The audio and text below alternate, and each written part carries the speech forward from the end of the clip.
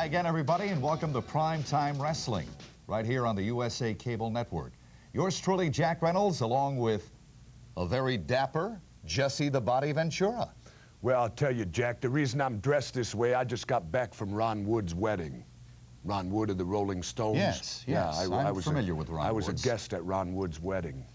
Did they take you for Keith Richards while you were there? Were you mistaken? No, not at all, not at all. They know me as Jesse the Body. All the Stones know me. I see, all right. Coming up today on Primetime Wrestling, some of the stars of the World Wrestling Federation in action.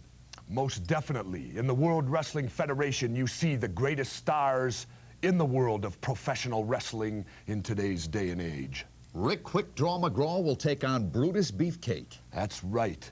And Mr. Fuji, the very clever Japanese star, takes on, I know, one of your favorites, Jack, David Sammartino. Yes, David happens to be one of my favorites, right. Also on the card, Cowboy Bob Orton will go against the Superfly Man, Jimmy Snuka.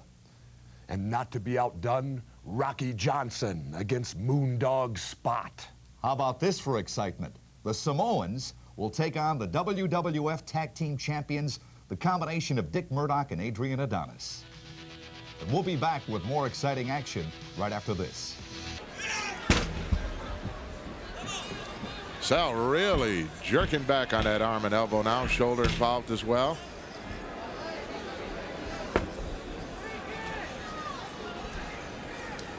Gonna pick him up here? Yes! Takes quite a bit of strength to do that. It really does, and it can stretch your shoulder quite a bit too. Make you wish you were home watching the telly. His arm might not be so good for writing checks this week, Gino. Well, he's never been accused of that too many times either.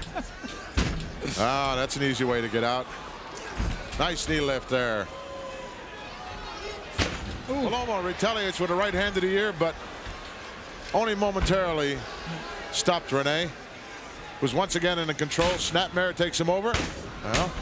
Well, a little right foot to the right eye. A sort of a scraping maneuver there to take the skin right off your face, or Belomo's nose in that case. Especially if you've got some scar tissue up there, which most of these gentlemen do have. Reverse chin lock now by Rene, trying to control this youngster.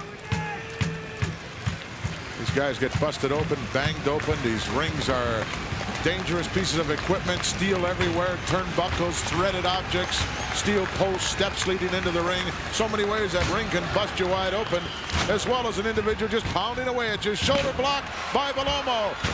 And there's Goulet for a backdrop. No, leapfrog. Oh, what a clothesline. Oh! Fantastic maneuver by Rene as he caught him with that clothesline coming in there. Oh, he's shocked. He shocked the Italian. Belomo did not expect that, and took it full to the side of the jaw and the side of the neck at the same time. And it's certainly taken its toll of Belomo. And now Goulet is forcing this issue. Oh, he got a 2 count, but foot on the ropes. Let's go back in time just a moment if we can and see that fantastic maneuver as Rene Goulet just caught him. Here we are, Howard. Let's take a look here. Salvatore comes out of there with a nice elbow and off the ropes, and down goes Rene. Salvatore once more off the ropes. Rene for the backdrop, but no, a leapfrog. Now look at this. Wow, what a clothesline. Back to live action as Rene Goulet may become airborne. No, he thought better of it. It's a long way down. And that's a very hard floor down there, Absolutely. too. Concrete, ice. Speaking of that scar tissue, Gino, I don't see that you've had yours cleaned up. Well, it's you like keeping it there, I guess, huh? Remind you of old battles. Really, I'm not vain, Lord, about my appearance. Oh, what a backdrop! Salvatore Belomo just dropped about 8 or 10 feet onto the hard ring. And I'm sure that Goulet is going to go right to work now on that back carry. Down for the carry, he won't get it. Put in the ropes. The momentum has definitely swung in favor of Goulet at the moment. How quickly the pendulum can change from one side to the other. Uh-oh, look out for the Scorpion's claw here. There it is. The Scorpio, I believe he calls it. Applied to the forehead, the temporal area. Yes, that shuts off blood that's necessary to keep conscious. Absolutely. And if that's not flowing through there, nothing is flowing through there. Bellomo fighting it. Capacity crowd on hand, giving him the support necessary. Got to get to his feet here. He does. Wow, handful of hair. Took him back down to the canvas on the blind side of referee Dick Worley. Rene Goulet can make the lights go out with this one. Yes, he pressured Bellomo very heavily as soon as he managed to hit him with that clothesline shot to the side of the jaw and the neck, and it's been all the Frenchman. It's been all Goulet since that particular moment.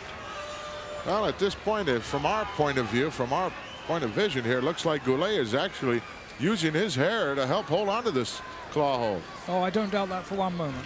No, he wouldn't do that, would he, Lord? Not unless you well, gave him he'll a tell chance, you he right? wouldn't do it. Absolutely not. Shoulders right down there flat. Wow, just got that left one up at the last instant. Only semi-conscious at this point. Yes, I think he's just sort of going on. He's functioning on a semi-conscious mind there too. It's He's just hitting on about 2 cylinders. Managing to get to his knees though, and now to his feet. Got to break it. He's in the ropes. Come on, Dick. Bellomo hard into the corner. Rene, 20 miles, and no one home. Came in there at about 60 miles an hour, but Bellomo was gone. But Bellomo is still in no shape to mount any kind of an offense. Barely able to kick out there.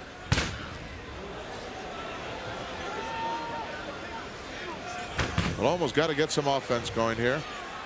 Trying. Uppercut there. Certainly backed Rene up several steps. yeah, and he's going to that shoulder and arm that Rene just ran into the tunnel. Oh, mule kick! I haven't seen one of those for ages. And a headbutt to the kidney area, and another one. Drives Rene right outside the ring. But he doesn't want him to go anywhere. He's holding onto his hair. Rams his head into the apron. Salvatore literally drags Rene Goulet back into the ring. Look out, standing drop kick. A beauty. He's putting all these kicks together. Look at this now. He's going to do a number on these hamstrings any moment. Oh, slapped him right in the face. Oh, there it is.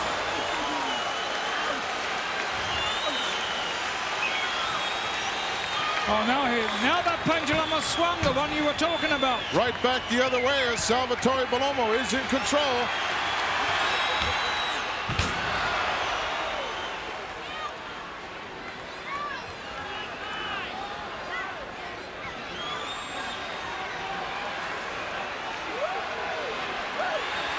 Go ahead, make a wish, Sal. Salvatore there looking for the crowd's approval before he dropped that big boot right to the lower part of the solar plexus of the Frenchman. Everything now swinging in favor of Salvatore Bellomo. They're exchanging some heavy, heavy blows, and it would appear that Goulet is getting the worst of this. I don't know there, Gorilla, but it did appear to me that Rene Goulet pulled something from his trunks, put it into that smelly glove that he wears, and hit Bellomo with it, and hit him really hard. Oh. Wouldn't put it past him to drag something out of some kind of a foreign object. Well, I would have Should have thought been the checked smelly out. glove was enough anyway. It should have been plenty. And now, oh, Small package. Oh, he's too close to the ropes. Nice try by Bellomo as he tried to come up with that small package, but Goulet was too close to the turnbuckle and the end of the rope there and just managed to reach it. Oh, he's biting him.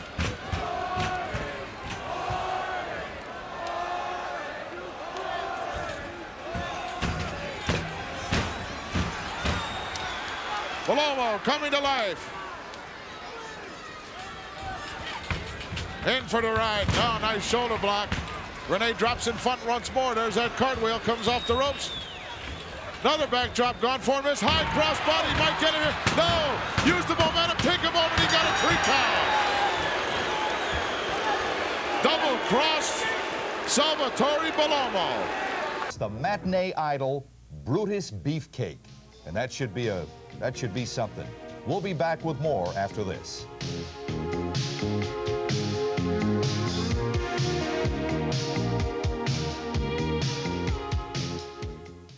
McGraw and Brutus Beefcake. Beefcake is one of the more dapper professional wrestlers around in the country today.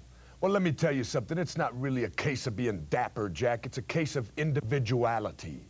Wrestling provides us the individuality to be Brutus Beefcake or Jesse the Body.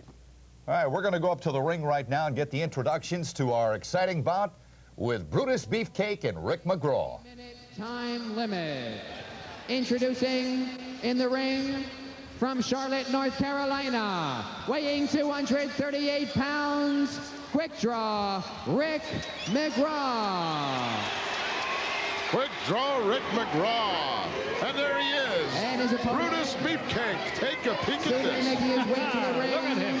Parts unknown, weighing 270 pounds. Do you know that he has his own personal designer for these clothes? I would imagine so. Apparently he has thousands and thousands of dollars worth of these clothes. I wonder what the designer costs. My God, it's got to be unbelievable. I can't believe they put up their parts unknown. Now, why wouldn't we know where he's from, your lordship? Well, I suppose with him you have to take a guess at everything. Oh. I mean, where did he get the name Beefcake from? Well, obviously he got it from his new manager, who we just were made aware of very shortly, about 2 or 3 days ago. I'm surprised he's not here in attendance this week because, well, you know who it is. I do Luscious indeed. Johnny Valiant.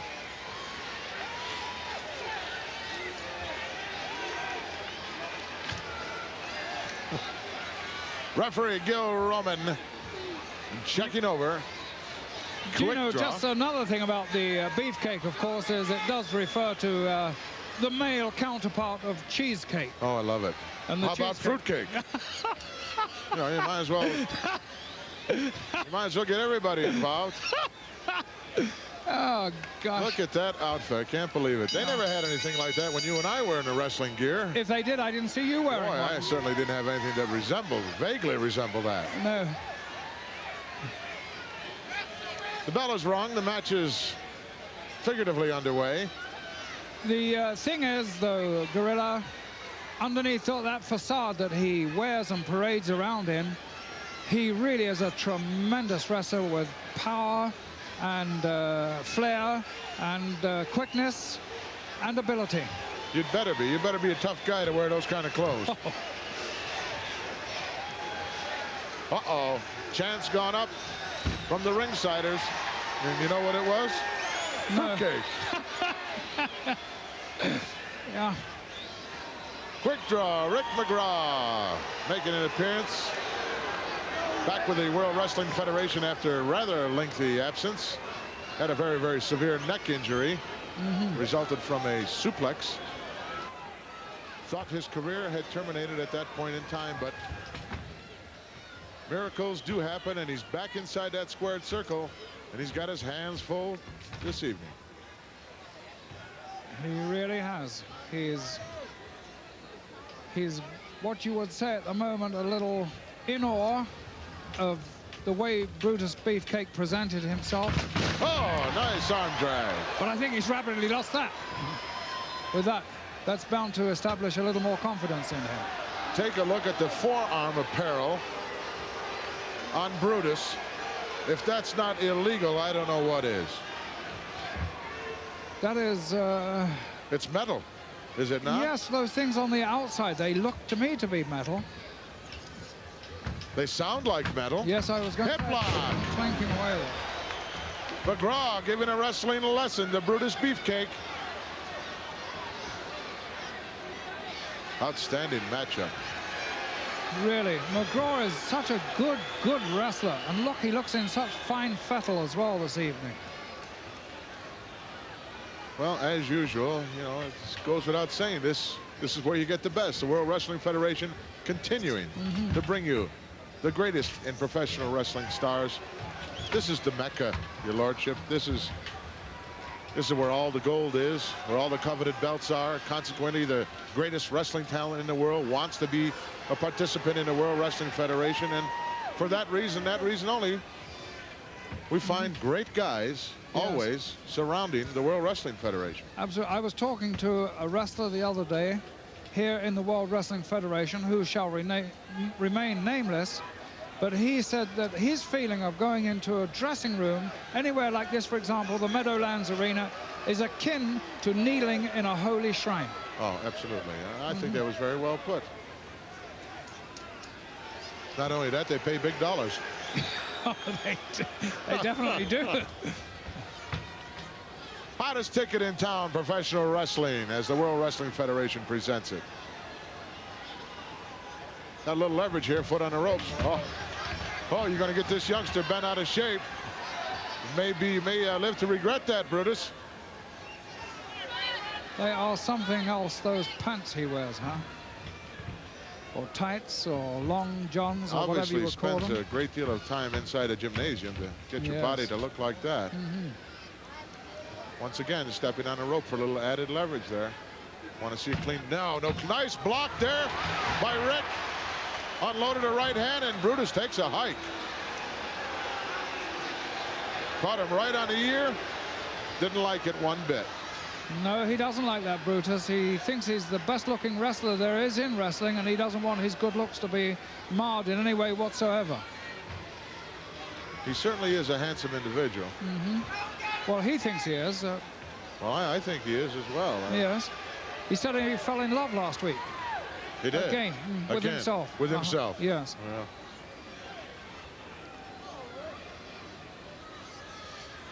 Neither man taking a decisive advantage at this point. Side headlock now by Brutus. Boy, those things got to be digging into the side of his face and head there. I can hear them clanking. They're definitely metal. They're definitely metal. Nice back roll up. Look at the bridge there. All right, bridge a little too high. Took himself right over. Yes.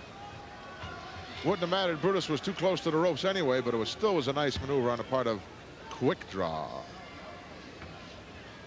Quick Draw at the moment is having a problem with that headlock, and I can understand that. If you're grasped in those thick arms of Brutus Beefcake, it must be very difficult to extract yourself from that. Especially if you got something sharp sticking in your ear at the same time, and that's obviously what is happening here. Now, do you think that's why he wears those and uses the headlocks predominantly in his matches? Well, it certainly is a good format for that type of attire to blend in with your style. You certainly would want to take it to your advantage if they're going to let you get away with it and wear those things in the ring. Certainly the side headlock is the most effective hold you could use. Yes. Nice shoulder block by Beefcake as down goes Rick, but right up again. Ran right into another one. And a third one. Rick McGraw not getting up quite quick. Now both of them off the ropes. High cross body. Down he goes. Got a leg hook. No. Just close, not but enough. no cigar. Oh, very close. Just not enough. I'm afraid you'd have to have Brutus in a little more of a compromising position than that to get a 3 count. He's so powerful in the upper body that you wouldn't be able to hold him down there. And I noticed a knowing look on Brutus Beefcake's face there as he pushed him out, much as I knew you were going to do that, and I had the answer. Yeah. Now he just raked him across the face with that forearm attire, and the referee isn't doing anything about it. I can't believe it. Well, he must have permission to wear those, and if he does... Who on earth in their right mind would give a guy permission to wear that type of attire in the ring, Lord? Well, it's amazing what they get away with these days. We didn't get away with it nowadays, but they do now. And when we were wrestling, they used to scrutinize tape. If you wore a piece of tape around your wrist, you had a heck of a time getting by with that. Yes, but there's been so many bad injuries. You might as well let the guy wear brass knuckles. Bring in a set of brass knucks. You know, it's not quite that bad. Be done with it. It's not quite that bad. What will it come to? 10 paces, turn and fire. You know, we'll have a winner. Brutus working over young Rick McGraw. Look at the strut. Oh. Is he having a good time? Uh-huh. Right He's now full it of is. confidence now. Laughing as well. Big Beal. Takes a lot of strength to do that. From a big man, too. He's big, Brutus Beefcake. What does he weigh exactly, Gorilla? Oh, he's got to be around 262, 265. Yeah, he's a big, big man. He didn't miss too many meals. No. Rick taking a hiatus here, take a hike. I don't blame him. I'd stay out there as long as you could. Try to get it back together again. I'm sure he had a game plan when he came into this match. Since he saw those forearm wraps, I think he forgot about it. Yeah, they'll quickly make you forget it if you got wrapped around the head with those, too, a few times. Look at Brutus now. Very pleased with himself. Yes. Super confident, I would say. If not a little pretentious as well. McGraw, very gutsy guy, climbing back in there. He's not done yet.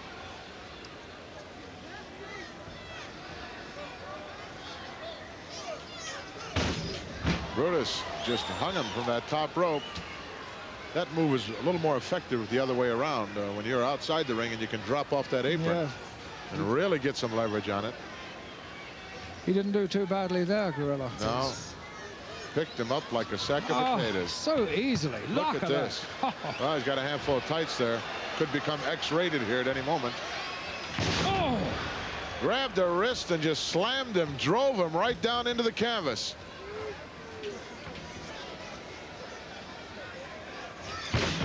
Headbutt right to the lower kidney area as Brutus continues to dish out the punishment. McGraw, right hand, not too much behind it. Oh, look at that. Deliberate use of that forearm wrap right in the facial area. Look at that. Look at the referee. What? Oh, yeah. He used it on his face. Why don't you disqualify him? You know, give him a good warning.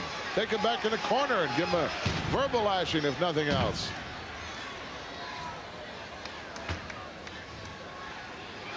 Well, I think there was a measure of revenge there from Quick Draw McGraw. not soon enough. No, his face is red with welts from those, whatever they are, on those forearm attacks. Oh, drop kick. Well executed, but nobody home as Brutus hung onto the rope. He is a lot quicker than we give him credit for, Brutus Beefcake. That was absolute split-second timing there. Double hammer. And another. Be a long evening for Quick Draw. Got to depend on his strength, his ability, and quickness. Get around this big guy. Wow, beautiful right hand.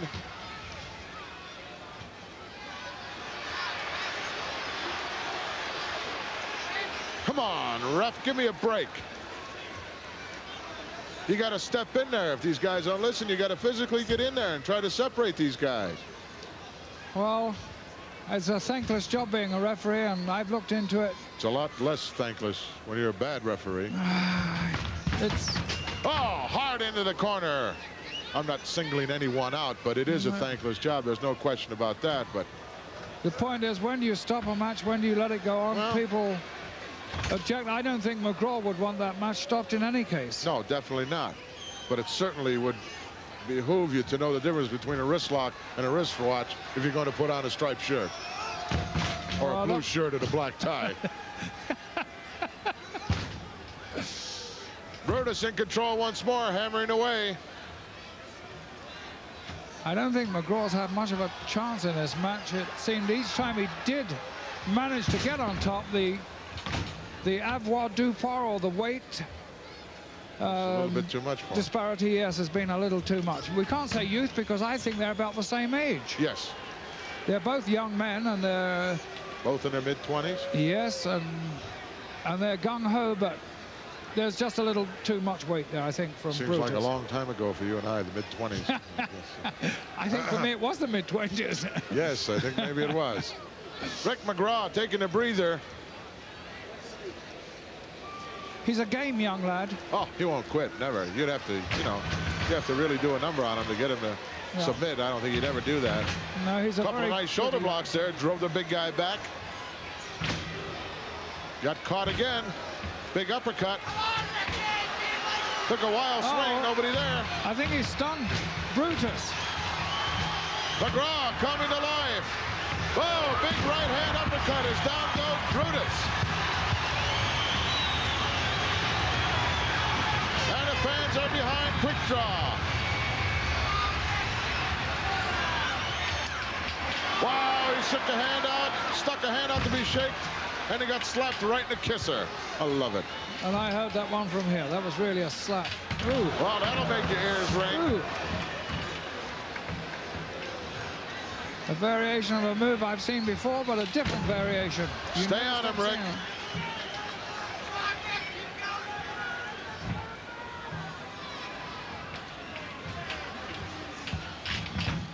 Trying for a backslide here. Can he get him around? Yes, he did. He got those shoulders down. 1, 2 count. Oh, 2.5.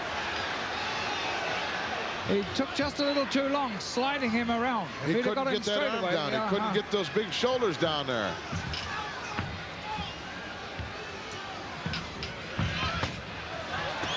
Ooh. McGraw hard out onto the concrete floor. And straight into the steel barrier that surrounds it. Brutus right out after him. Both men in jeopardy here, being counted outside.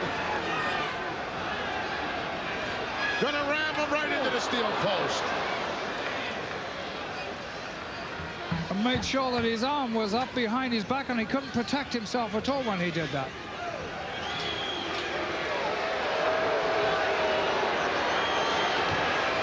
Brutus very happy with himself. Well, he's certainly registered a very telling and damaging blow on young McGraw there, and however gritty and stubborn and persistent he is, permanent type injury from that type maneuver, but Rick's climbing back in there. He's going to get some help too. Suplex back in over the top rope. What a maneuver. Ooh.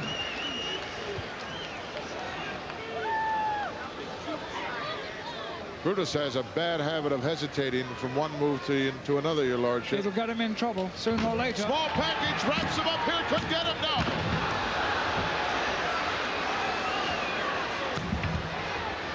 Right to the throat with that right hand, and another.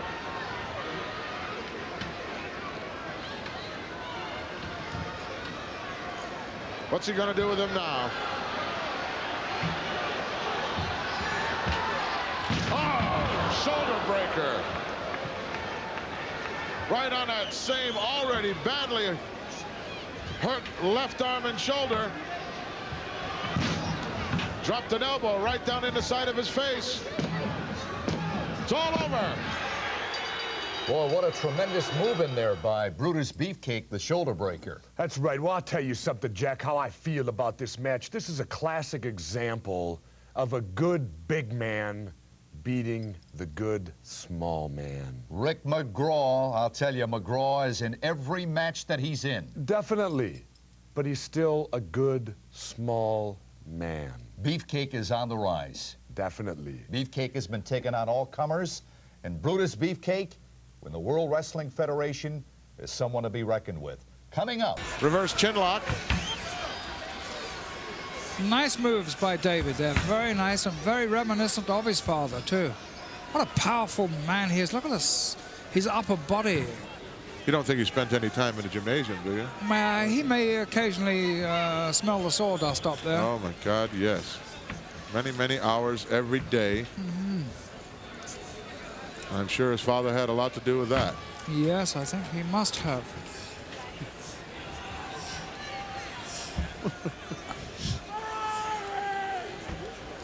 Still hanging on now, although Fuji slipped around in front. Oh, nice mare takes him over. And he ran right into an arm drag.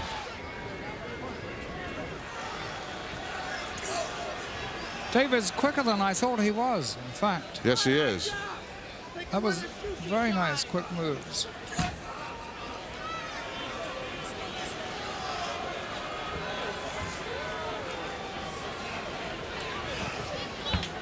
David Sammartino putting pressure.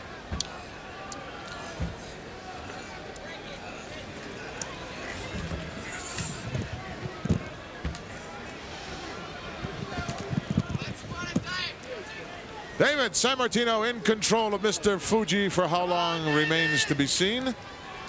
Handful of hair. Sends the youngster into the ropes, but what a shoulder block as he came off. And right back to that arm drag.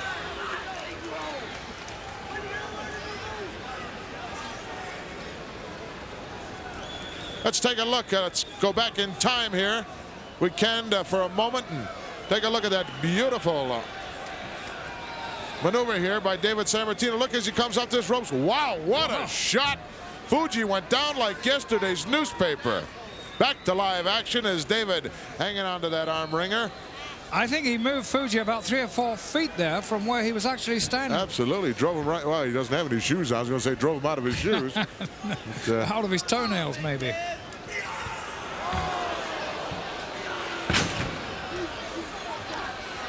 One wonders, looking at Fuji, what he could achieve if he can impart this knowledge of martial arts to a young wrestler. Say, for example, well, we know what he's doing with Morocco, of course, but if he could impart all the knowledge he has to one young wrestler today, maybe Brutus Beefcake or somebody like that, although he's going to be with luscious Johnny Valiant, what he could actually achieve. Stardom for someone and a title for sure. Well, Morocco, in my opinion, is one of the greatest wrestlers of all time. Former Intercontinental Champion and destined to wear gold for as long as he wants. Yes, yes. Sammartino on the receiving end as he went hard into the turnbuckle. Fuji in control. Fuji's moving better than I've seen him moving for a long time, too. His reactions are sharp. His attack is well directed. His psychology is good.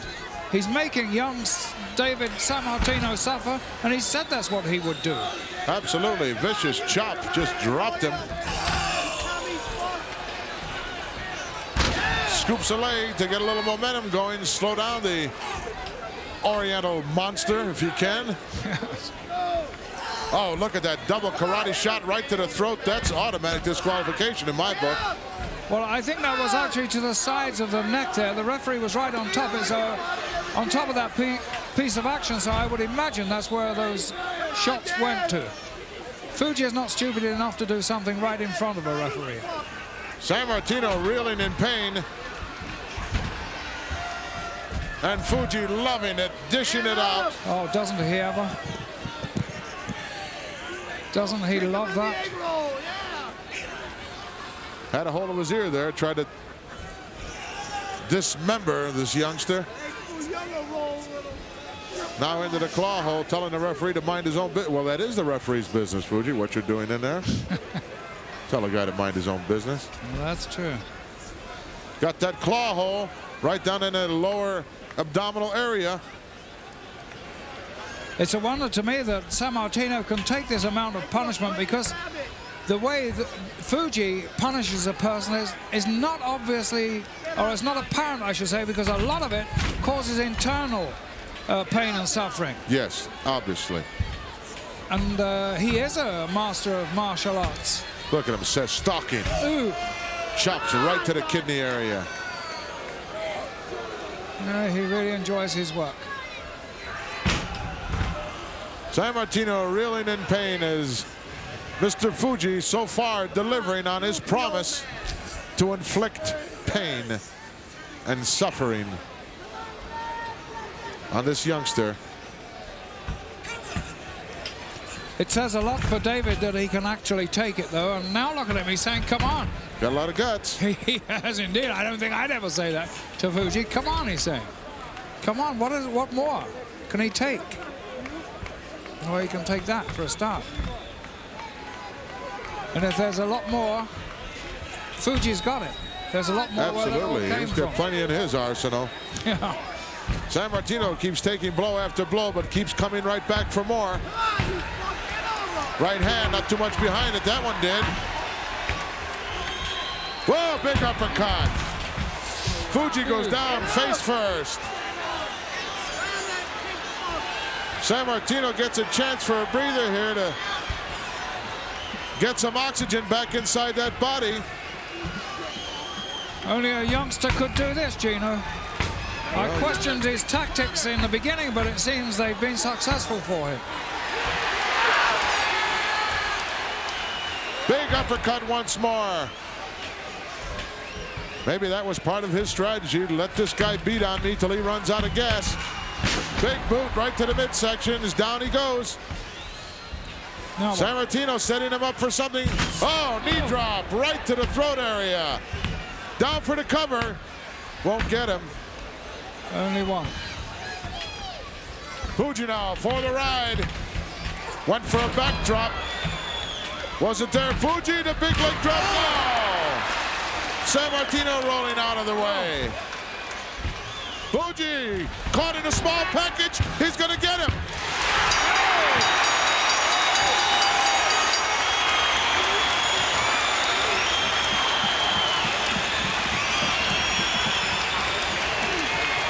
Gene will have a special interview with JYD, the Junkyard Dog, and all of you with Gene Okerlund. Gene will be chatting with JYD, the Junkyard Dog. Between Mean Gene and the Junkyard Dog, you put both their IQs together, you might get triple figures. Oh, right now, JYD, the Junkyard Dog. Yes, we look forward to the next year. I'm gonna try to make more money, pay my income tax, take care of my daughter, and look for all these nasty, low-down individuals that had run through in 1984, such as the Sheik, Greg the Nasty Hammer Valentine. Ooh. Well, what a poison individual. Then you got Dickie Rednecky Murdoch. Then you got Adrian Adonis. Oh, you got quite a few running through it. Well, It's gonna be a lot of things. The Pipers, the Ortons. Don't mention that rap. You could go on and on. I can smell them now. It's gonna be a better year, baby. But I wish you, all things, all bad stuff aside, I wish everybody in all the world get together, black, white, yellow, what, get together, shake hands, and make this one beautiful nation to live in. Well, I would certainly have to And go I on. heard that the rock turned over again, you got another snake crawling from under the pits. Done the low-riding surfboard Morocco. Oh, yes, he's back in the mainland now, from Hawaii. I'll try to ease back in and get some of that money. It's a lot of money running through here, man. Everybody try to come to the WWF because it's the biggest thing in the world going right now, baby. You had better believe it. Junkyard See you Dog, later, I thank you. I'm going to get back and take me another look. JYD, I am somewhat surprised that JYD did not mention the name of Jesse the Body Ventura. Well, I'll tell you what, Jack. I sat and listened to the whole interview, and I couldn't understand if he mentioned my name or not. No, he did not mention your name. Well, I'm glad you understood him, because I sure couldn't. I don't know what language he's even talking, man. The man's ignorant. But let me explain one other thing to you real quick, Jack. Did you know that it's a fact that Wendy Richter goes out of her way to get booked to defend her title whenever she knows Jesse the Body's going to be on the card? Oh, come on now. She goes out of her way. She doesn't know that you exist, Jesse Are the you Body kidding? Ventura. She comes and rubs sweat off my body when I'm done. I received a few letters, which we'll be talking about a bit later on in the show, about your hair and about Cyndi Lauper. Good. All right, coming up, we're going to have the combination of Steve Lombardi and Rene Goulet, and they're going to take on the Briscoes right after we take this time out. Tag team competition and great combinations. The combination of Jack and Jerry Briscoe, right among the best. They're going to go up against Steve Lombardi and Rene Goulet. Jack and Jerry Briscoe. That's right. Jack and Jerry Briscoe come from a long, long line of great amateurs out of the University of Oklahoma. And Jack Briscoe, I know for a fact, was an NCAA champion amateur wrestler. Right now, we're going to join our match in progress with Lord Alfred Hayes and Gorilla Monsoon. Just beautifully executed. Look at the teamwork here. Wow, Yes. wow, wow. They don't give their opposition a chance, do they? Pick a spot, go to work on it. And keep on it relentlessly. Steve Lombardi issuing words of encouragement to Goulet, but not anxious to get back in, I'm sure. No. And, Quick tag made, though. Look how quick Jack got right back up again. But Jerry, I'm sorry. And was ready for whatever Lombardi had in mind.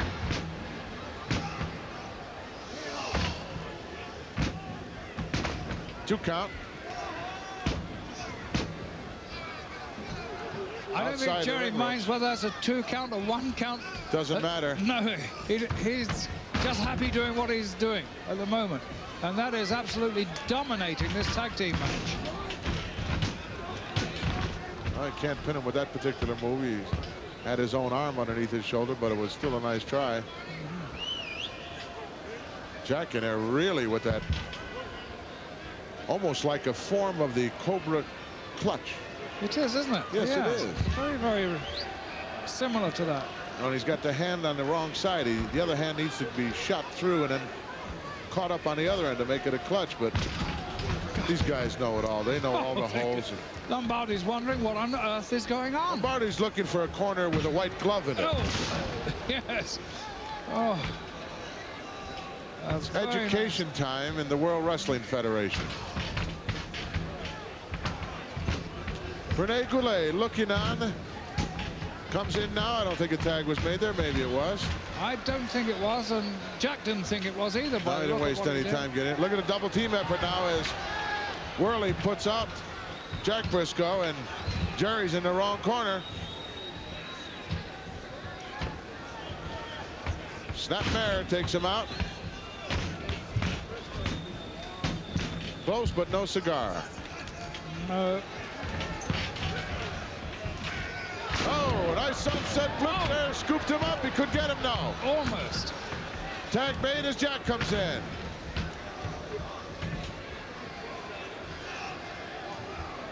Non-stop action since this match got underway. A little outside work here as Lombardi picks the knee up. Well, they're faring a little bit better now, Lombardi and Goulet. Not too much better, but they seem to have found a way to stop the relentless attack of the Briscoe brothers and just subdue them a little bit. But I don't think this is going to hold too long. Absolutely not. Jack and Jerry are far too well versed in the method of tag team warfare than to allow this to happen. Let's put it this way, your lordship. Lombardi's in over his head. He definitely is. I think he realizes that too now. He's been... No tag made there.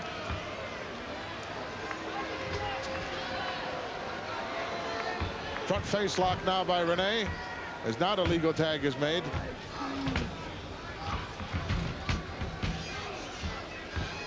That's the only way they're going to do anything against these Briscoes, by making those illegal changes. Double up. Double up on them, yes. Uh-oh! Look out. Oh! Oh! Side suplex. Well applied by Jack. As he's looking to make the tag now, that took something out of him as well. Yes, it did. Got to have perfect timing on those suplexes or you get just as much of the blow as your partner. Oh, a nice head pullback there, and Lombardi's suffering. Double team effort now on the part of the Briscoes. Shoulder blocks. Double shoulder block. Figure four leg lock coming up. He slapped it on. It's all over. He's not going to be able to sustain that pain. Submission by Lombardi. As the younger Jerry Briscoe slapped down that figure four leg lock. Didn't take long for Lombardi to say I do. No, they broke it wide open there. The Briscoes broke that wide open. That was very good. Let's go back in time for a moment here and pick up that beautiful double tackle on the part of the Briscoes. Look at the tag made here. Young Jerry steps in. Jack already on his opponent. Both men are going to be whipped. They whip poor Lombardi in, and they're waiting. Look at this double shoulder tackle. Down they go. Lombardi down and out of it now. All he had to do was slap it on. Here it comes. Beautifully executed. Figure four leg lock. Once applied. Good night, Irene. Yeah. Let's go up to the ring announcer and get the official decision. Wrestling fans, the winner on submission with the figure four leg lock, Jack, Jerry, the Briscoe brothers. Jack and Jerry Briscoe. Boy, I'll tell you, what a tag team combination. Well, as you saw here, Jack, and I think I can speak from experience from my days of the East-West connection, the key to tag team wrestling is teamwork. Utilizing your partner, knowing where your partner is at all times, and plus there's an old cliche, blood is thicker than water. Wait a minute. So that's probably why the Briscoes do so well together. Oh, I see, because of the brother combination. That's right. Well, then how do you figure Dick Murdoch and Adrian Adonis being the world champions then? Well, because there's also another old saying, opposites attract. Oh, I see. Opposites attract. I'm going to have to mark that one down and remember that. You can laminate that for your wallet. All right, I'll laminate it for my wallet. Coming up, Rocky Johnson. Boy, when you talk about bodies, Rocky Johnson rates with the best. And Rocky will be in action right after we take this time out.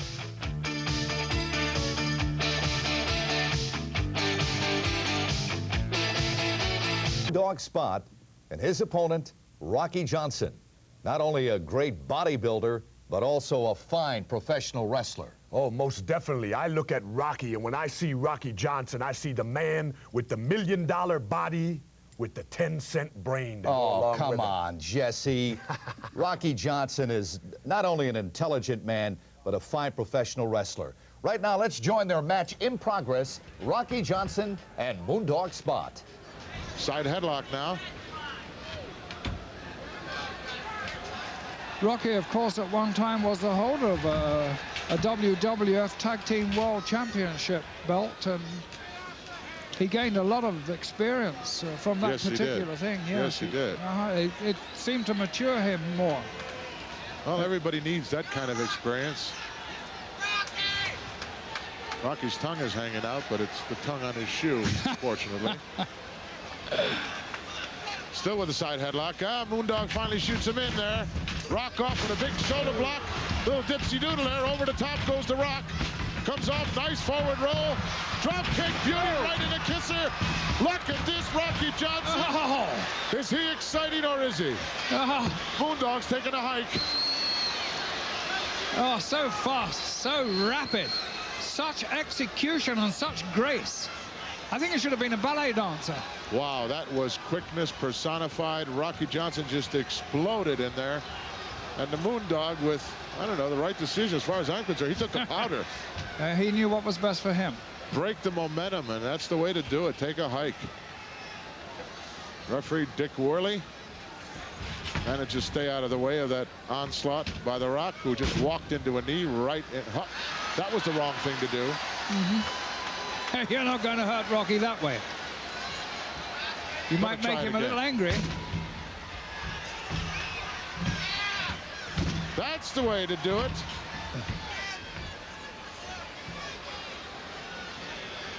Once more into that top turnbuckle.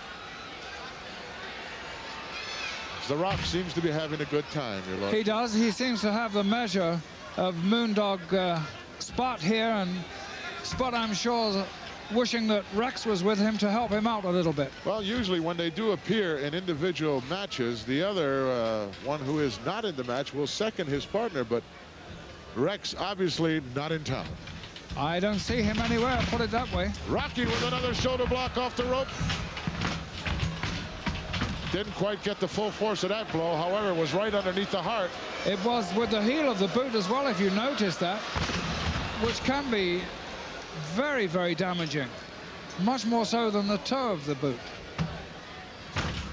Trouble is, we can't feel the pain, we can only see it. That's absolutely unfortunately true. We felt it over the years. I don't want to feel that again, do you? No, thank you. It's rather nice to sit here, isn't it, and watch somebody else take it out? Absolutely. Now, I don't know about you, but I literally destroyed all my equipment for fear they will say some night, Gorilla, we need you to step in. I don't have any gear. Only thing I kept was the knee pads. Really? In case I have to do some work around the house and I have to kneel down to do it. Otherwise, I have nothing. No shoes, no tights, no You rope. mean to say they make you do housework? Well. Handful of hair takes Rocky back down. Sometimes I run into those honeydew weekends. Honeydew this, honeydew that. You know, I don't have to tell you, Your Lordship. You know what it's like. But you don't do windows. No, I don't do. No. Side reverse chin lock here by Spotty. Trying to slow down the Rock a little bit. He has the appearance of a collie or a St. Bernardish. He's a little St. Bernardish. Yes, but that's rather nasty to say that. Those dogs are such nice creatures, aren't they? Yes, they are. Rock trying to come up here. Not to any success yet. Capacity crowd on hand wants him to do it. I'm sure The Rock has a plan there to deal with this particular contingent that he's found himself in with Spot Rocky's got a terrific height advantage in this match, and that's what he needs to do at this point in time, is get to his feet. And once he does, he's very fast on those 2 feet. Referee Dick Worley almost called for the bell there. Holy mackerel. Really? I didn't see that call. I just missed that. He went over to the timekeeper and motioned, get ready. Yeah. Nice knee lift by Spot. Sends a Rock back down to the canvas.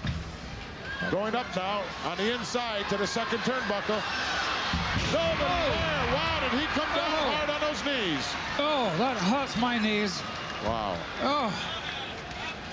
Imagine the pounds of pressure at that height. Oh, look at this. He picked the big guy up, couldn't hold him. 2 count. Wow, but he certainly got him off of there. Could he press him? He boosted him 4 feet into the air there. Rock trying to soften up the midsection, now going upstairs. Another knee lift by Spotty.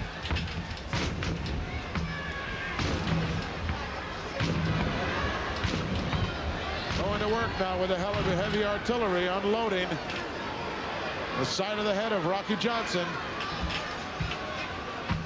As the Rock is down, Spot now going to the outside. They're not very fast, these Moondogs, but they're methodical, they're brutal, and somehow or other they get the job done. And that Spot is really, what could you say, savaging, mauling, really giving Rocky Johnson a really tough time in there. Whoa, was that close? Went right back to that reverse chin lock. He had success with it before. Excellent camera shots here, but especially on the outside of the ring by number 3 and 4 cameras. Rock came out of there, but he's still in a lot of trouble as the dog is right on top of Snapmare. Takes him back down and locked right in again to that reverse chin lock. I hate to say it, Gino, but they're the hallmarks of a very good wrestler, you know. Yes, they are. Get him into trouble, go back to it. Get him into trouble, go back to it. Have a plan. Yes. There are your most successful wrestlers who have that plan, that determination. You must step into the ring with more in mind than just winning. Yes. There has to be a method to your madness. And if you don't have some kind of a plan, if you haven't thought about your opponent beforehand, if you haven't given careful consideration to how you're going to attack a specific, how do you attack a Rocky Johnson? How do you overcome his speed, agility, strength? It's tough. Whoa, what a right hand. Oh. And another right to the kisser. The big Moondog flying across. Rocky Johnson with a tackle, but nobody there. Haven't seen The Rock do that before. No, I haven't seen that move. I was rather surprised there, but he's a little bit dazed. Mooney, Mooney went for an elbow off the second turnbuckle on the inside, and Johnson out of the way at the last moment. That knocked the wind out of him. Oh, that was like a suicide leap off those ropes. He went 10 feet in the air, completely missed him. Rock with an uppercut. Definitely in control now as Moondog Spot in trouble. Oh, the head. Uh-oh. Could be curtains right here. He didn't get him. He's a very durable dog. He's a very tough dog. Rocky in for the ride. Elbow right to the pec. Didn't take him long to recover from that tremendous fall. No. Rock in again. Oh, he's underneath the double hammer. The Rock with a high sunset flip. He's going to get him. Got both legs hooked. Yes.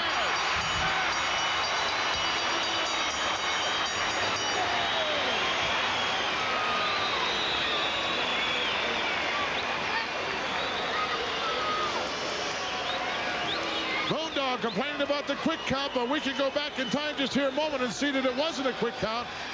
Moondog Spot now throws the Rock into the ropes.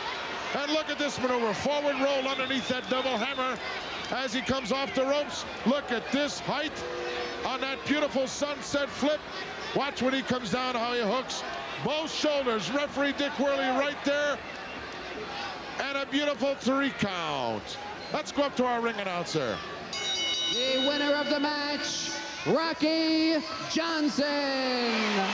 Rock Rocky Soulman Johnson on to victory, and the Moondog hasn't had enough yet.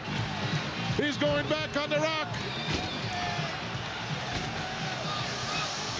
Let's stay with the action here as Rocky Johnson turned his back on a moment, which was a big mistake, on Moondog Spot, who now is going, oh, he's going to get the bone. He's got it. Dick Worley's got to do something about this. No. Shoves Worley aside, and look at the rock column coming in. Oh! Rocky Johnson's got the bone. Moondog Spot heading for higher ground. And now I'm sure Rocky Johnson may be sorry now he picked that thing up. He'll never wash that off his hands. Well, I'll tell you, that Moondog Spot is a tough customer. Tough customer. He definitely is Moondog Spot, but I think Moondog Spot is a bit out of his element, wrestling as a single. We alluded to it earlier, tag team wrestling is what he's more used to, and I think he would fare possibly better in a tag team match. Some wrestlers are destined to be tag team wrestlers, some are destined to wrestle single. Which brings up the point, for many, many years, Jesse the Body Ventura wrestled with tag team competition, and then all of a sudden, you went as a solo. Well, I'll tell you what the thing was with me, Jack. It was very simple. Promotion discriminated against me. Promotion would offer me only tag team matches because there were a lot of people ducking Jesse the Body that didn't want to have nothing to do with Jesse the Body in a single match, Daddy. Boy, you talk about confidence, we have it. Coming up, the Superfly Man, Jimmy Snuka, and Cowboy Bob Orton.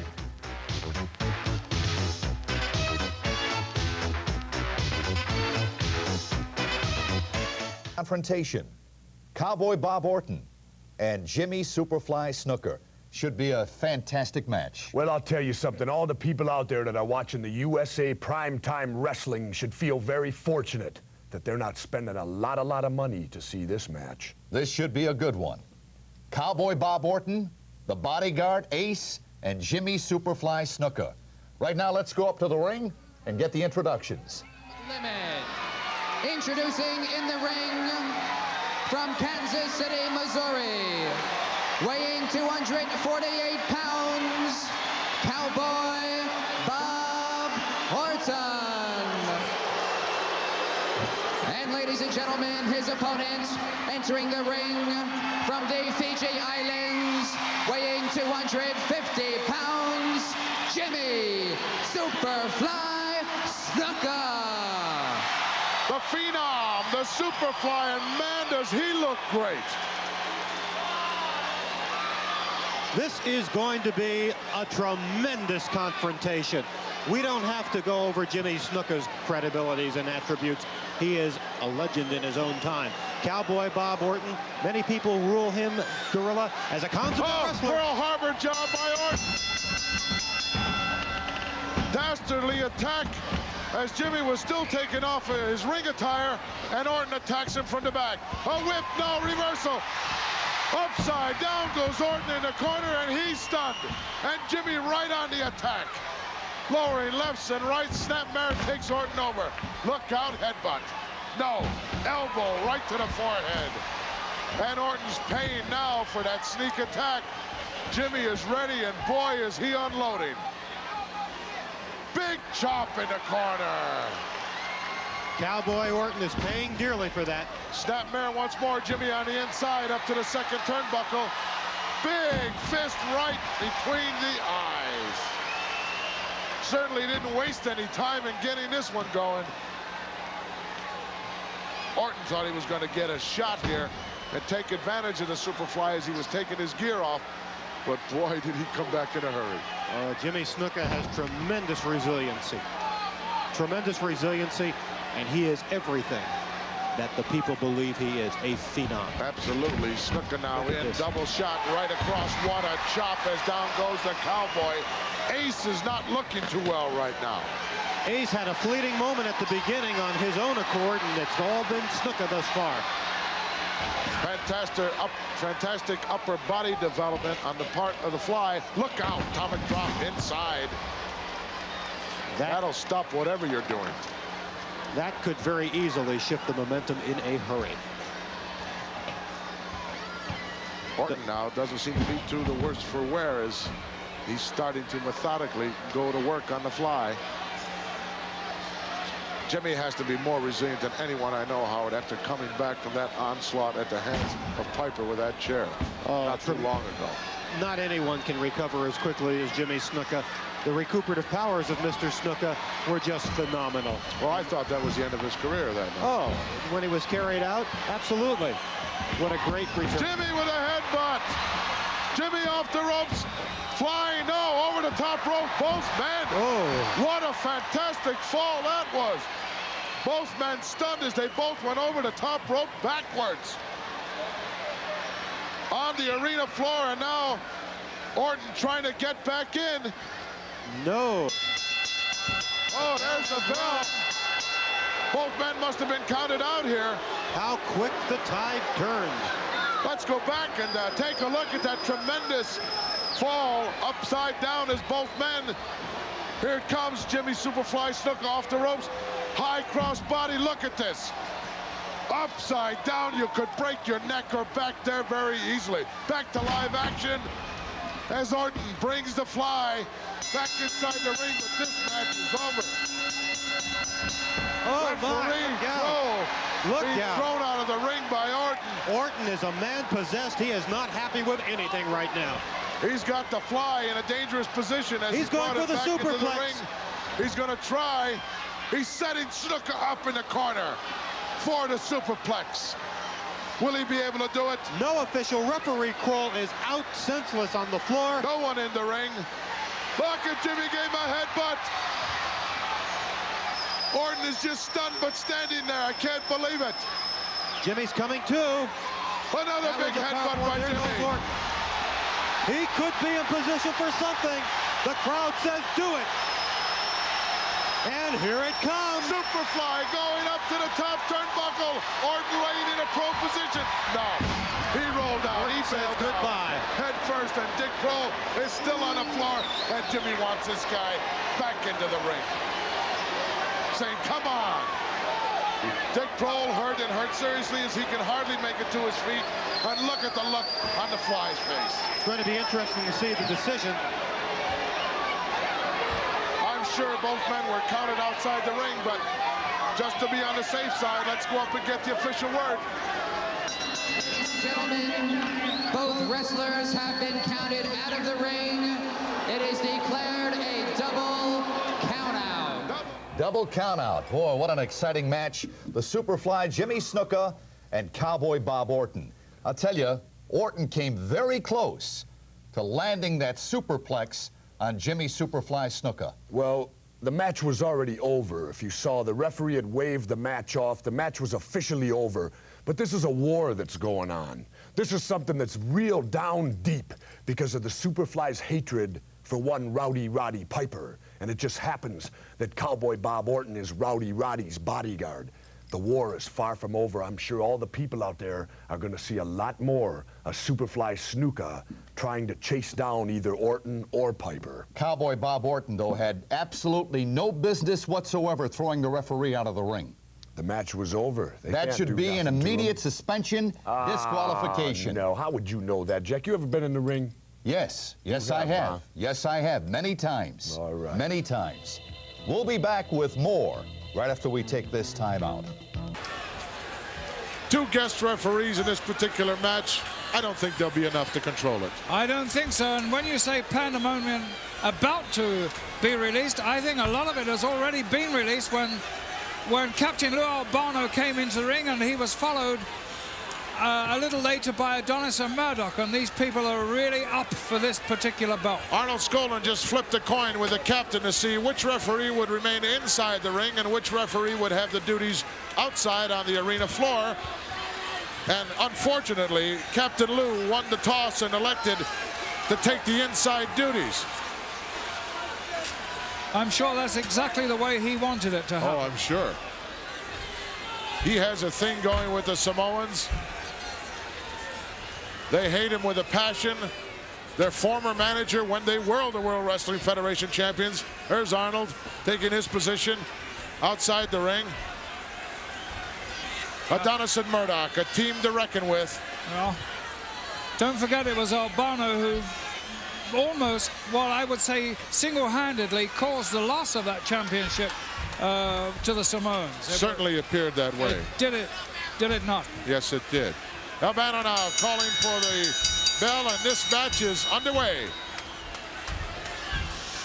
Samoans, a golden opportunity for them because the title is on the line. It is at stake under very unusual circumstances. Two guest referees. One I know can do an outstanding job. It's Arnold Skolin standing outside the ring area. And the other, the greatest walking advertisement for birth control I've ever seen in my life, Captain Louis Albano on the inside. He certainly spends a lot of money for his dress gear, doesn't he? Yes, he does. It's not exactly Brutus Beefcake style, but yes, he has his name well and truly stamped on that. Do you think he designs his own garments? Well, that's obvious. Adonis going on now, starting this matchup with Afa, Samoan number 1. Tried for a rolling single leg pick, but it wasn't there.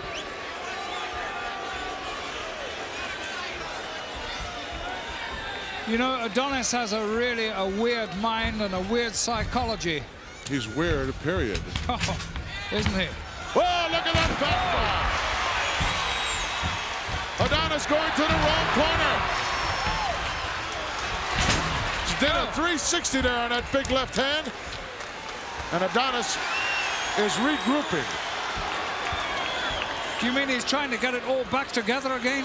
Well, I'm sure that these guys, the current champions, they never step into a match without some kind of a format. They know what's going down. Absolutely. The gold is on the line when they go in there. That was a mistake.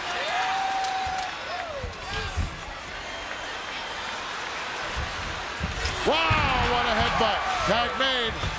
I don't think Murdoch wanted that tag, but he got it.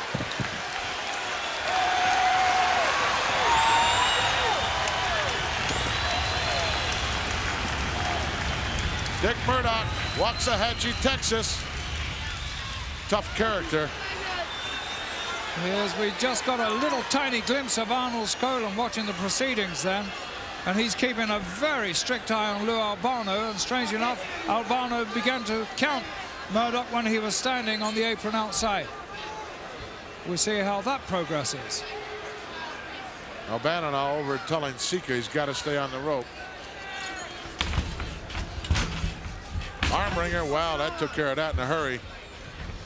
Just reached in with an eye gouge there and turned the tables. Murdoch in for the ride. Nice shoulder block as the big guy goes down. Murdoch over the top, very agile. Oh, a headbutt right to the lower stomach area. Big chop and another headbutt. Sends a big Texan down.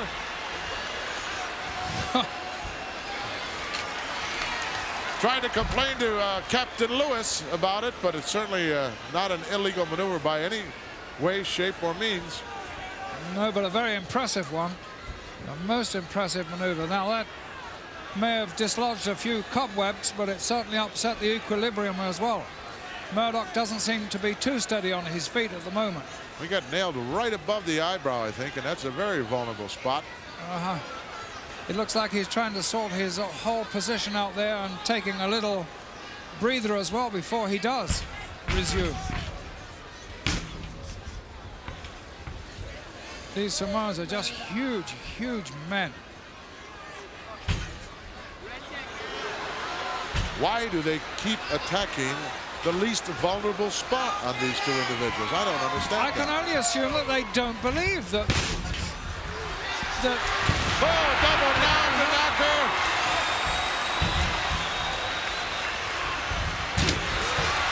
Look at Murdoch. He doesn't know where he is. He went over to tag in an empty corner there. That's not even his corner. Adrian comes in the hard way. All four men in the ring now.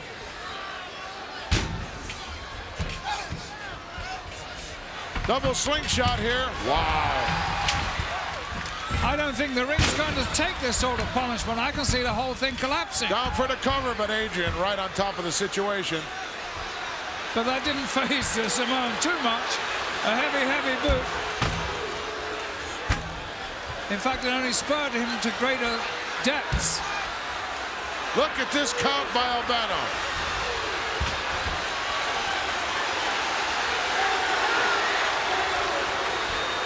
That speaks for itself. Well, so much for the impartiality. It didn't last too long, did it? No, it didn't. Skolin questioning Albano about it now. Capacity crowd on hand doesn't like it. Samoans now having a little powwow, as are Adonis and Murdoch, showing Lewis how to count. It took him about a 5 count just to get down there. Really? And then once he started counting, he paused for another 10 seconds before a 2 count was going to take place. I think the Samoans can put absolutely no faith or trust in him at all, and they're just going to have to knock these 2 out. Absolutely. There's Arnold. Wasn't too happy about that call. He's still not too happy about it.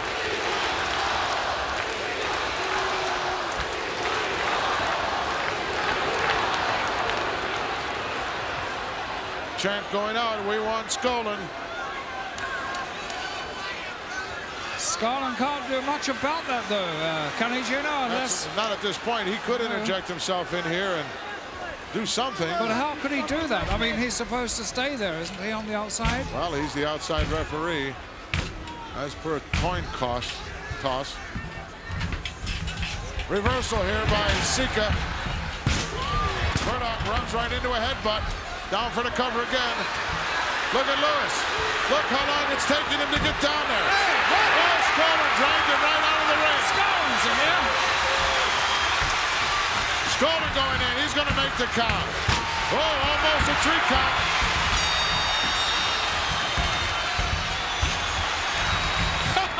He's a fiery old bird, Skolin. Tables have turned here. Albano's been jerked out by Skolin, who's now the active referee, and he went in and gave the correct count, and Murdoch didn't like it.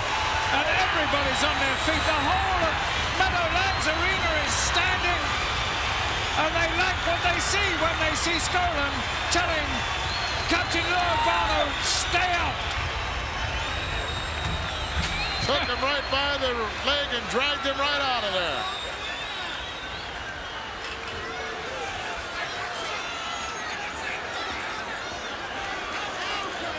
Albano complaining about being pulled out, but completely justified from our point of view. Well, he was complaining to you, Gino. Why would he do that? I don't know. He couldn't find anyone else to complain to.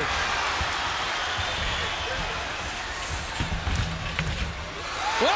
Adrian Adonis upside down in the corner. And a big slam by Sika. And another big headbutt. Down for the cover. Murdoch right in there to make the save. As Skolin was right down there. Tag made now as Alpha comes in. Double team effort here. Wow, double shot. Adrian Adonis is down. Skolin got to get one of these. Whoa, did you see the flying headbutt? Oh, straight to the jaw of Adonis. That must have really hurt him. Adonis with a rake of the eyes slows down Alpha. I'm surprised Adonis is still on his feet. He's taken just tremendous punishment. Oh, he has that ability. Seen him time after time do that. Well, he's just like a big sponge, absorbs it. Isn't he, though? Look at this power slam. God. That's 300 plus 320, 325. Adrian Adonis going up inside to the second turnbuckle. Oh, he came right down on the knees at the last moment. Alpha brought those knees up, down for the cover again, and Murdoch once again had to come in and save his partner. Well, there's not much Skolin can do about that. Tag made. Murdoch is now the legal one in. Wow, someone just rammed the Murdoch's head right into his partner. They've knocked Murdoch silly here tonight. They've knocked him absolutely Stupid. Down for a cover once more. Adrian coming in, 2 count only. Skolin trying to keep him out. Telling Albano that's his job. Control the outside. Reverse chin lock now by Sika. As Murdoch and Adonis just been pummeled from pillar to post. Oh, But they're still hanging in there, aren't they? Yes. As you say, he seemed to soak that punishment up like a big old sponge, Adonis. I just couldn't believe that. He took 3 really heavy body slams, a really heavy headbutt, and then they both hit him again into the midsection. He still managed to come up. Look at Lewis pacing, the fountain of misinformation. The erroneous one. High gouge here by Murdoch. As he finally gets a breather from being pummeled. Snapmare takes the big guy over. Murdoch going to the outside. He's up on the top turnbuckle. Oh, he got caught. Murdoch got caught. Look out. Slam, high slam off the top turnbuckle. Down for the cover. No. Oh, Adonis come in and kicks Skolin. And he continues to kick Skolin right outside the ring. Well, how can they do that? That's an automatic disqualification. You can't touch a referee. Oh, and Albano's back in there now. He got hit on it. Out of Samoa. Pandemonium broken loose. Everyone's in the ring. Captain Luis Albano. Arnold Skolin just now getting back in. And he grabs a hold of Albano. Wow, Skolin with a big right hand to the captain. And he got one on Dick Murdoch. Arnold Skolin going wild. Lays a big haymaker on Dick Murdoch, who bails out. And Adrian Adonis now out. Everybody's heading for higher ground, except the Samoans and Arnold Skolin. We're gonna have to wait and see what kind of a decision Arnold Skolin is going to give to our ring announcer. Holy mackerel, talk about things happening.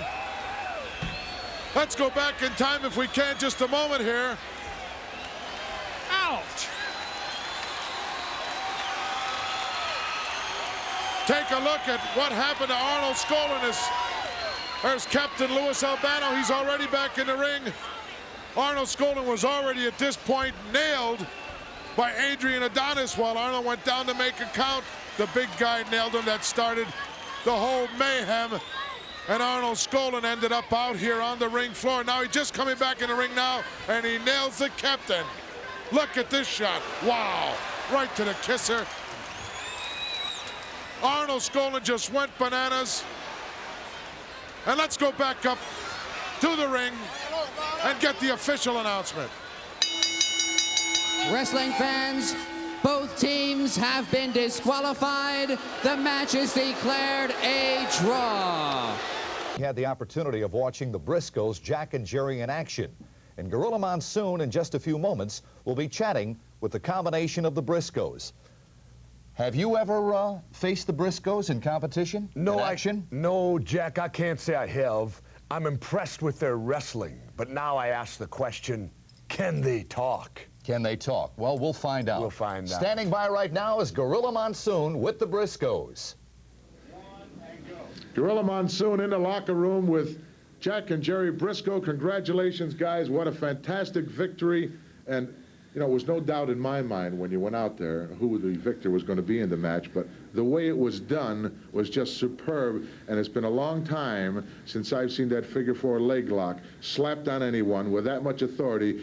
Maybe with the exception of Craig the Hammer Valentine, who used that, but welcome to the World Wrestling Federation. Well, you know yourself, you're a great amateur wrestler yourself. You know what it all boils down to. If you stick to the basics, if you go out there and apply basic wrestling holds, championships will come to you. My brother and I have held every major championship there is in the entire wrestling world. From amateur wrestling, we're all city, all block, all neighborhood, all national championship, all Big 8 champions. We're tag team champions. We've both been world champions individual. We're looking for one people, one set of tag team here. And you know who that is, Mr. Monsoon. That's got to be Dick Murdoch and Adrian Adonis. They are the hot team. They are the #1 team in the world as of this time right now.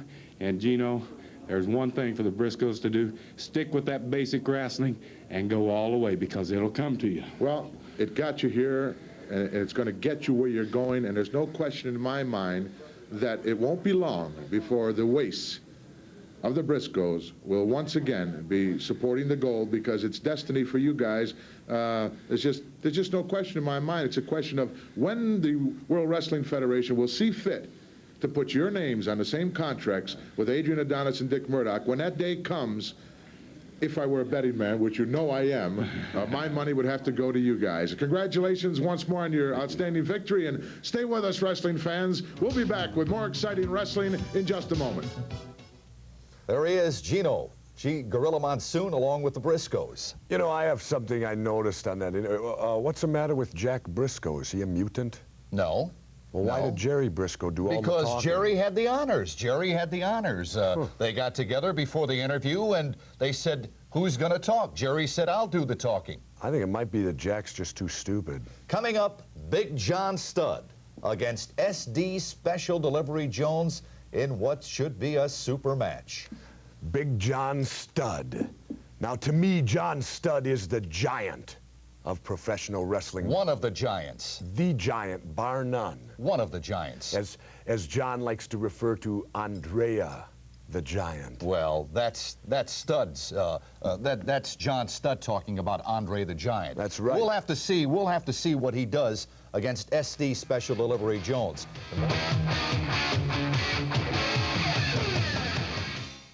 He's cutting hair. He has. Oh, you're laughing. You know what happened with Andre. Oh yeah, it's the old bag of hair joke. The old bag of hair joke.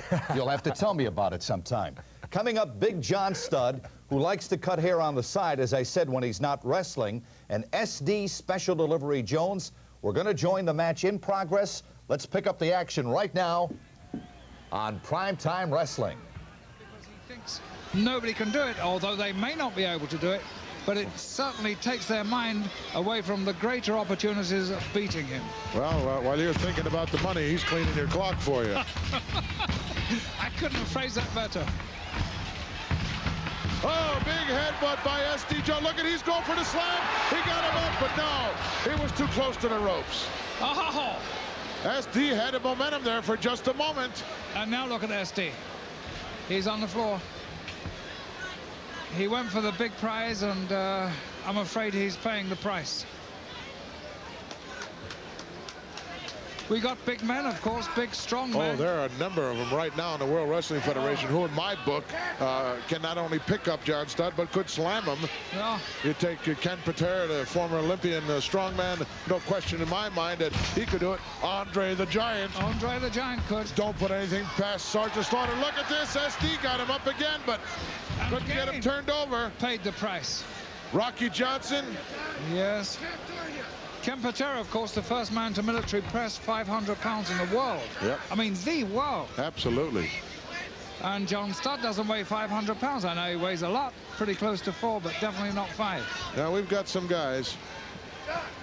Well, unfortunately, that 500 pounds wasn't moving around that he picked up. It was standing still. And absolutely. This big guy here can hurt you in a lot of ways. And you go under there to slam you, boy, he's going to elbow you in the back of the neck. He's going to knee you in the stomach. He's going to do whatever.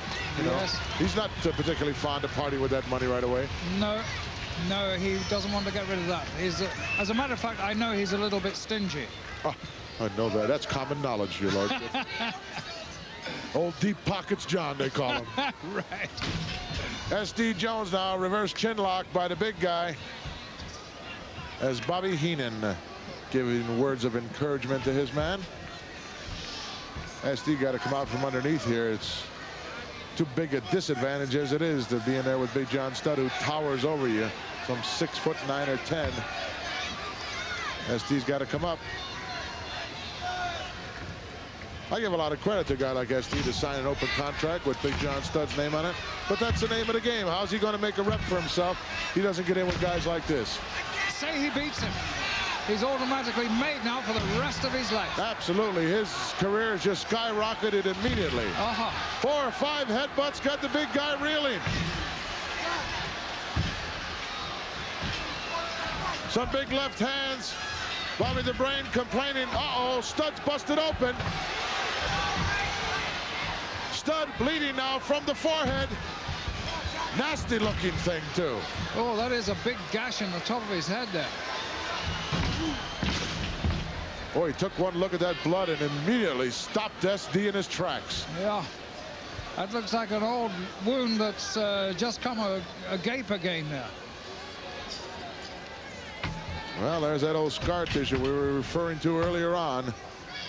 Once you get it, in this particular sport, you don't get a chance to let it heal up properly, and an injury from one night easily carries over into another, or into another weekend can cost you a match at any given time. Oh yes, and that scar tissue is nature's way of trying to protect you, because it builds up into a thick amount of tissue of the skin.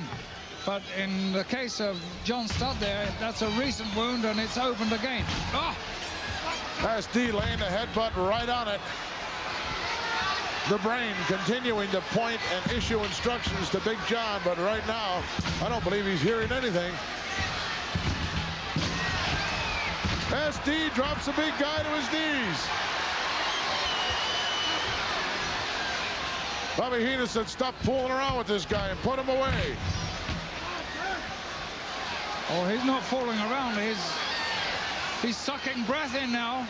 He's trying to get something back into his head, a little more sensible than just that reeling and dizzy sensation he has in a... Uh-oh, Heenan up the steps now. Referee counting him down in a hurry. As SD continues his onslaught with headbutts and punches to that already busted open forehead of Big John Studd. Tremendous camera shot here. SD has a game plan, and it seems to be very, very successful, Gino. You said they never come into the ring without a game plan, and they don't. And I think this is the obvious evidence of that. Absolutely. Once he saw that patch on the forehead of Big John Studd, didn't take him too much time to go to work on it. Heenan once again up the steps.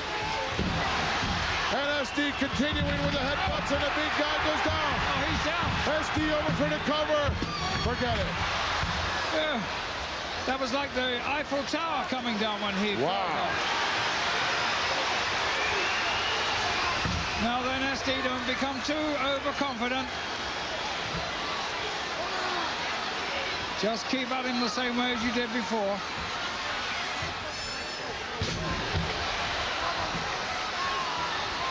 Big John Studd reeling. Oh, he's going for the slam again now, but he reached the ropes. There's Heenan, boy, who has some anxious moments here. Sidetracked again by the thought of $15,000, and now he's paying the price. SD outside. He made just an unfortunate error there, just one tiny error of judgment in thinking he had Studd where he could slam him for $15,000, and Studd is bleeding profusely from the forehead, and it's just a shame that that had to happen then. Bobby the Brain Heenan laying a bad mouth on SD Jones, as only he can do it. SD's got to get back inside the ring. Doesn't want to get counted out here. No, he's been hurt with that heavy knee that Studd gave him when he attempted to slam him there at the end.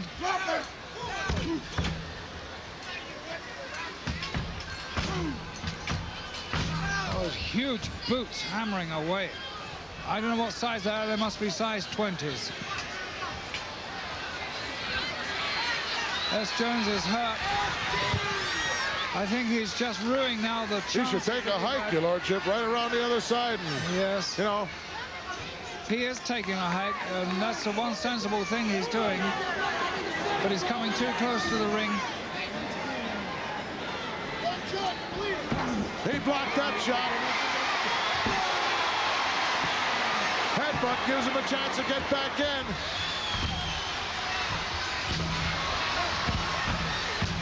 Those headbutts really don't have the sting they usually have. Wow, he got caught there. He's having to deliver him with an upward motion. Oh, he dropped a big elbow right on his throat. It's all over. Oh, that huge arm. That massive, great tree trunk of a arm did all the damage there. Poor SD had to deliver those headbutts in an upward motion. Big John Studd bleeding profusely from the head. Let's go back in time if we can. We'll take a look at what constituted the beginning of the end here for Special Delivery Jones.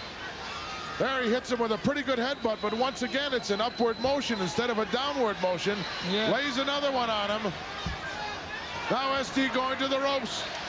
Maybe for a big one, but wow, did he catch that forearm right to the side of the chin and neck area, and his ear must be ringing now. Now look at this elbow crunch right on the chest and throat area, knocking the wind out of him.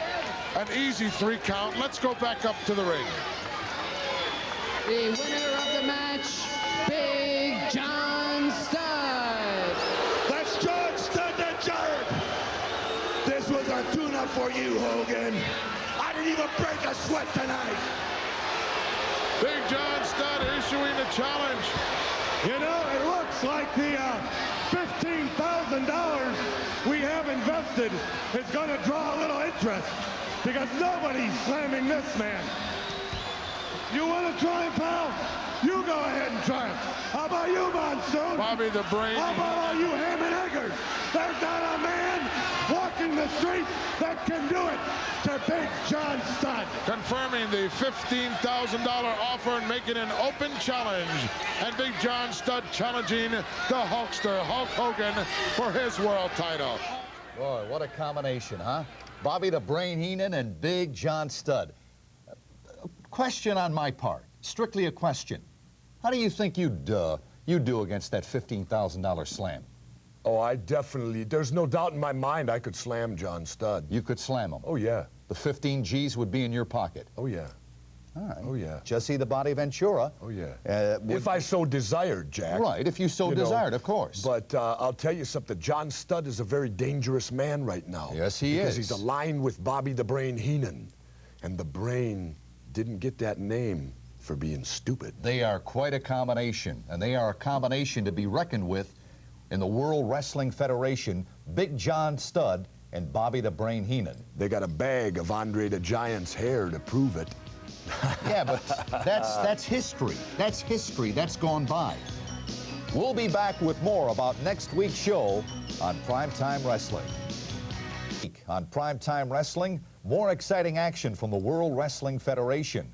Jose Luis Rivera will take on Playboy Buddy Rose, who is no stranger to Jesse the Body Ventura. That's right. Playboy Buddy Rose was a partner of mine back early in our careers. And I'd just like to say this, Jack.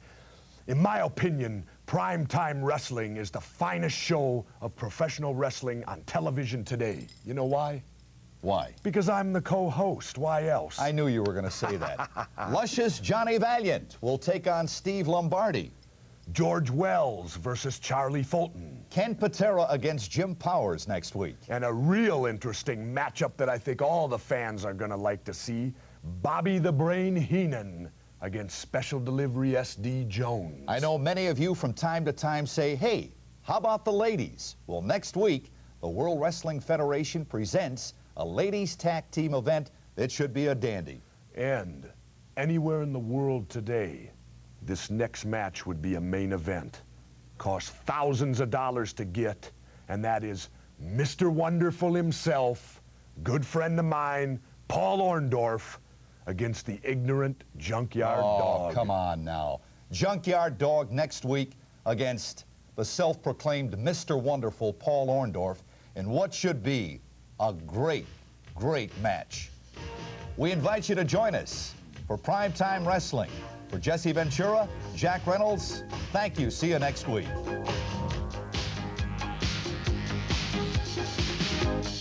Bring up.